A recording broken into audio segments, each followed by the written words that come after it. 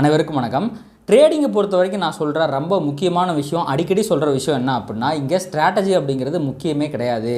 ஏன்னா அந்த ஸ்ட்ராட்டஜிலிருந்து risk management அப்படிங்கிற ஒரே ஒரு பாட்டை வெளியெடுத்து வச்சிட்டிங்க அப்படின்னா, எவ்வளோ தங்கமான ஸ்ட்ராட்டஜியாக இருந்தாலும் பரவாயில்ல, அது தகரம் தான் அப்படிங்கிறது தான் உண்மை. இது என்னோடய எக்ஸ்பீரியன்ஸில் நான் கற்றுக்கிட்ட ரொம்பவும் முக்கியமான விஷயம். இதை மெய்ப்பிக்கிற வகையில் இந்த மாதத்தோட என்னோட ட்ரேடிங் சேனலில் மிக முக்கியமான ஒரு சம்பவம் நடந்திருக்கு.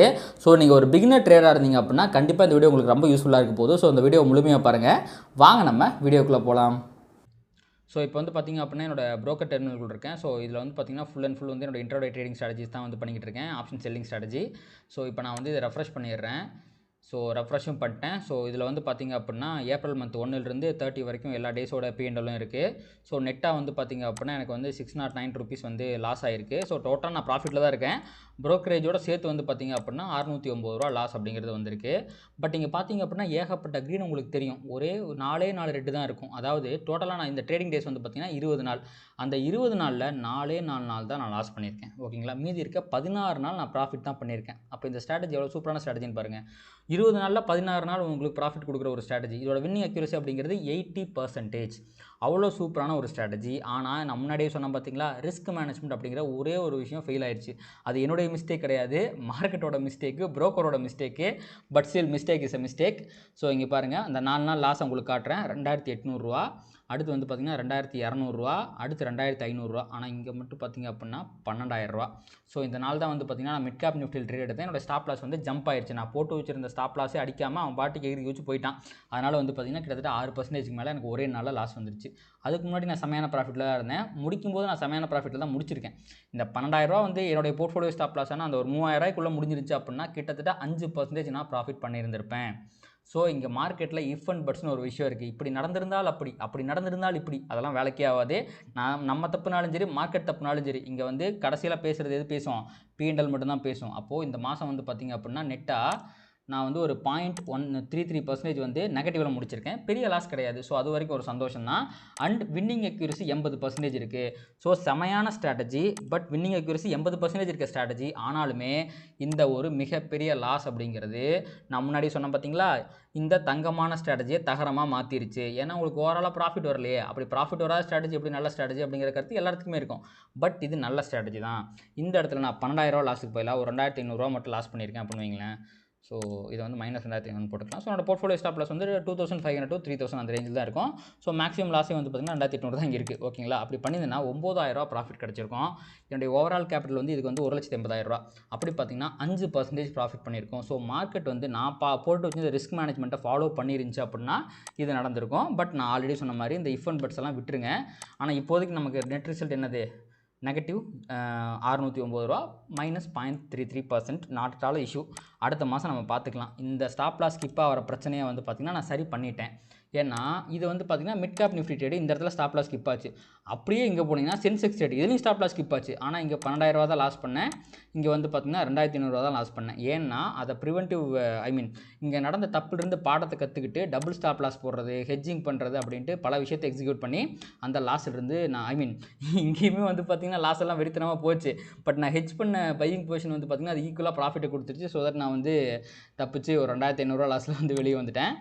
ஓகே, ஸோ இப்படி தாங்க இருக்கும் மார்க்கெட்டு. ஸோ நீங்கள் எவ்வளோ ப்ராஃபிட் பண்ணாலும் சரி, ஒரு பெரிய லாஸ் அப்படிங்கிறது உங்களுக்கு அந்த நல்ல ஸ்ட்ராட்டஜியை ஒரு குப்பையான ஸ்ட்ராட்டஜியாக மாற்றுறதுக்கான வாய்ப்புகள் இருக்குது. அதனால் உங்கள் ஸ்ட்ராட்டஜி மேலே என்றைக்குமே நீங்கள் தப்பு சொல்லாதீங்க. இங்கே எல்லா ஸ்ட்ராட்டஜியுமே ஒர்க் அவுட் ஆகும். ஸோ நிறைய பேர் சொல்கிறத நான் பார்த்துருக்கேன். இங்கே ஆப்ஷன் செல்லிங் தாங்க பண்ண முடியும், இல்லை ஆப்ஷன் பையிங் தாங்க பண்ண முடியும், ஸ்கேல்பிங் தாங்க பெஸ்ட்டு. இந்த மாதிரி ஒவ்வொருத்தவங்களுக்கும் ஒரு பெர்ஸ்பெக்டிவ் இருக்கும். ஆனால் மார்க்கெட் வந்து பார்த்திங்கன்னா இப்படி பண்ணுற எல்லாத்தையுமே ரிவார்ட் பண்ணும். ஆனால் அவங்க கன்சிஸ்டண்ட்டாக பண்ணால் மட்டும்தான். இன்றைக்கி நான் வந்து இதில் பெரிய லாஸ் வந்துருச்சு, இல்லை பெருசாக சம்பாதிக்க முடியல அப்படின்னு பையராக மாறிட்டேன் அப்படின்னா எனக்கு கண்டிப்பாக என்னால் ப்ராஃபிட்டபுளாக பண்ண முடியாது, ப்ராஃபிட்டபுளாக இருக்க முடியாது. அது வாய்ப்பே கிடையாது. அதனால் இங்கே கன்சிஸ்டண்ட்டாக பண்ணிங்க அப்படின்னா உங்களுக்கான டைம் வரும்போது கண்டிப்பாக பெரிய ப்ராஃபிட் அப்படிங்கிறத பண்ண முடியும். அண்ட் ரொம்ப முக்கியமான விஷயம் என்ன அப்படின்னா, உங்களுடைய ட்ரேடிங் அவுட்கம், இன்ட்ராடே ட்ரேடிங்கை பொறுத்த வரைக்கும் உங்களுடைய ட்ரேடிங் அவுட்கம் அப்படிங்கிறது சின்ன லாஸாக இருக்கலாம், தப்பே கிடையாது. 1 to 2% லாஸ் பண்ணுறீங்களா, இட் இஸ் ஆல்வேஸ் ரெக்கவரபிள், பிரச்சனை கிடையாது. அப்படி இல்லை அப்படின்னா பிரேக் ஈவனாக இருக்கலாம், லாஸும் இல்லை ப்ராஃபிட்டும் இல்லை, இது ஓகே. அதுக்கப்புறம் பார்த்தீங்க அப்படின்னா சின்ன ப்ராஃபிட்டாக இருக்கலாம், 1 to 2% of your overall capital, தப்பே கிடையாது. இதுக்கும் மேலே பெரிய ப்ராஃபிட்டாக இருக்கலாம், 5% ஒரே நாளில், 10% ஒரே நாளில், தப்பே கிடையாது. இந்த 4 அவுட்கம்மே ஓகே தான் இன்ட்ராடே ட்ரேடிங்க்கு. ஒரே ஒரு அவுட்கம் மட்டும்தான் வந்து பிரச்சனை. என்ன அது? பெரிய லாஸு. ஒரே நாளில் 2% மேலே நீங்கள் இன்ட்ராடேயில் லாஸ் பண்ணீங்க அப்படின்னா நீங்கள் வந்து எவ்வளோ ரிவார்டு வச்சாலும் சரி கண்டிப்பாக வந்து பார்த்திங்கன்னா ஒரு நாள் வந்து அவன் போட்டு தாக்கிட்டு போயிடுவான். நீங்கள் பெரிய லாஸை உட்கார வேண்டியதான். என்றைக்குமே உங்களால் அந்த 2% வெளியே வர முடியல அப்படின்னா 5% அது போகலாம், 10% உங்களால் அது போகிறதுக்கு வாய்ப்பு இருக்குது. ஏன்னா நீங்கள் ஓவர் ட்ரேடிங் பண்ணுறது மூலமாக இல்லை எமோஷனல் ஆகிறது மூலமாக உங்களுடைய லாஸ் அப்படிங்கிறது அதிகமாகிறதுக்கு நிறையா சான்சஸ் வந்து இங்கே இருக்குது. அதுவும் இப்போ இருக்க மார்க்கெட் கண்டிஷனில் இது சில நிமிடங்களில் நடக்கிறதில்ல, சில செகண்ட்ஸ்லேயே நடக்குது. ஸோ கண்டிப்பாக உங்களால் எதுவுமே பண்ண முடியாது.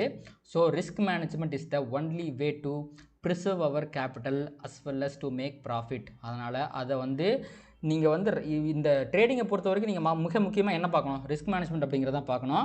ஸோ இன்னொரு முக்கியமான விஷயம் நான் சொல்கிறேன். ஸோ இந்த ரிஸ்க் மேனேஜ்மெண்ட் அப்படிங்கிறது தான் உங்களுடைய ட்ரேடிங் சிஸ்டமோட இதயம் மாதிரி. உங்களுக்கு ஒரு ப்ராசஸ் இருக்குது பார்த்தீங்களா, என்ட்ரி எடுக்கிறீங்க, எக்ஸிட் எடுக்கிறீங்க, ஸ்டாப் லாஸ் வைக்கிறீங்க, ஒரு ட்ரேடுக்கு ஸ்டாப் லாஸ் வைப்பீங்க, இல்லை ஒரு நாளைக்கு வந்து 2-3 ட்ரேட் பண்ணுறீங்க அப்படின்னா போர்ட்ஃபோலியோ ஸ்டாப் லாஸ் வைக்கிறீங்க, ஒரு நாளைக்கு இவ்வளோ தான் நான் லாஸ் பண்ணுவேன் அப்படிங்கிற விஷயம் மட்டும்தான் வந்து பார்த்திங்க அப்படின்னா உங்களுக்கு ரிஸ்க் மேனேஜ்மெண்ட்டில் ரொம்ப முக்கியமான விஷயம். அதுதான் heart of the trading system. இப்போது ஸ்ட்ராட்டஜி இருக்குது பார்த்தீங்களா, நீங்கள் எக்ஸிக்யூட் பண்ணுறீங்க பார்த்தீங்களா, இந்த ஒரு ப்ரைஸ் ஆக்ஷன் பேட்டர்னை பார்க்குறீங்க, என்ட்ரி எடுக்கிறீங்க, எக்ஸிட் எடுக்கிறீங்க, இதுக்கு தான் எல்லாருமே அதிக முக்கியத்துவம் கொடுக்குறாங்க. அதுக்கு கொடுக்க தேவையில்லை. ஏன்னா இங்கே ரேண்டமாக ட்ரேட் பண்ணாலே, இது எல்லாம் இல்லாமல் ட்ரேட் பண்ணாலே ப்ராஃபிட்டபுளாக இருக்கிறதுக்கு நிறைய வாய்ப்பு இருக்குது. இந்த நான் டைரக்ஷனல் ஆப்ஷன் செல்லர்ஸ் இருக்காங்க பார்த்தீங்களா, மார்க்கெட்டில் நிறையா சம்பாதிக்கிறவங்க இந்த நான் டைரக்ஷனல் ஆப்ஷன் செல்லர்ஸ் தான். அவங்கள்ட்ட நிறையா காசு இருக்குது அப்படிங்கிறதுனால இதை பற்றிலாம் எதுவுமே அனலைஸ் பண்ணாமல் எங்கே மார்க்கெட் போனாலும் அட்ஜஸ்ட் பண்ணி காசு பார்த்துருவாங்க.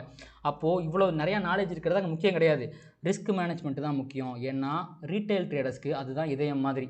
இந்த ஸ்ட்ராட்டஜிலாம் இருக்குது பார்த்தீங்களா, அது மூளை மாதிரி. மூளை ரொம்ப முக்கியம் தான், யோசிக்கிறதுக்கு முக்கியம் தான், அது ரொம்ப முக்கியமான பார்ட் தான். அப்படி இருந்தாலுமே மூளைச்சாவு அடைஞ்சால் கூட இதய துடிப்பை வச்சு நம்மளால் உயிர் வாழ்ந்துட முடியும். ஆனால் அங்கே இதயமே நின்று போச்சுன்னா என்ன ஆகும், சங்கு தான்.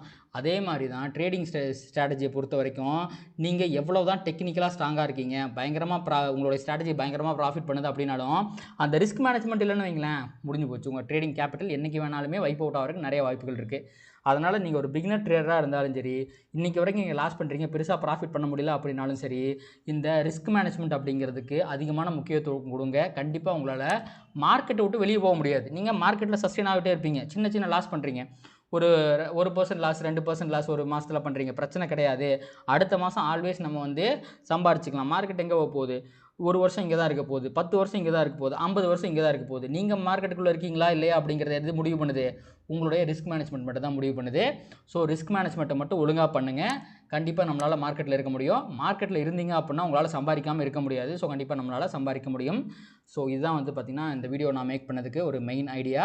நிறையா ரிஸ்க் அப்படிங்கிறத ஒரு பிகினிங் ஸ்டேஜில் கண்டிப்பாக கம்மி பண்ணிடுங்க. உங்கள்கிட்ட நிறையா கேபிட்டல் வந்ததுக்கப்புறம் உங்களுக்கு கான்ஃபிடன்ஸ் அதிகமானதுக்கப்புறம் நீங்கள் வந்து ரிஸ்க் அப்படிங்கிறது எடுக்கலாம். பட் அதுவுமே கால்குலேட்டிவ் ரிஸ்க் தான் எடுக்கணும். அன்லிமிட்டட் ரிஸ்க் என்றைக்குமே வந்து பார்த்திங்கன்னா ஆபத்தானது. ஸோ கண்டிப்பாக இந்த வீடியோ உங்களுக்கு எல்லாத்துக்குமே யூஸ்ஃபுல்லாக இருந்திருக்கும் அப்படின்னு நினைக்கிறேன். ஒரு ஐ ஓப்பனராக இருந்திருக்கும் அப்படின்னு நினைக்கிறேன். இந்த வீடியோ உங்களுக்கு வந்து யூஸ்ஃபுல்லாக இருந்துச்சு அப்படின்னா கண்டிப்பாக இந்த வீடியோ லைக் பண்ணுங்கள், கமெண்ட் பண்ணுங்கள், ட்ரேட் பண்ணுற மற்ற நண்பர்களுக்கு ஷேர் பண்ணுங்கள். யூடியூப் அல்காரிதமை ட்ரிகர் பண்ணி இன்னும் நிறைய பார்வையாளர்கள் நம்ம சேனலில் கொண்டு வந்து சேர்க்கும். நன்றி.